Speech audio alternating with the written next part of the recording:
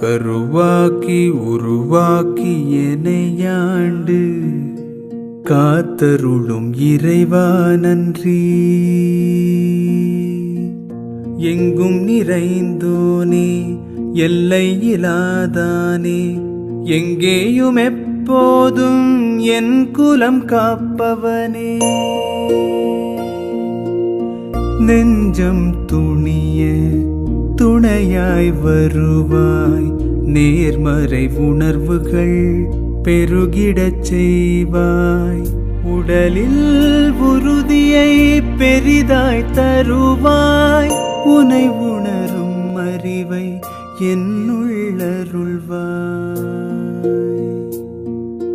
சுற்றமனைத்தும் காப்பவனே, செய்தொழிலில் ஏற்றம் தருபவனே, எடுத்த செயலில் வெற்றி கொடு, என் ஆற்றல் பெருகிட அருளை கொடு.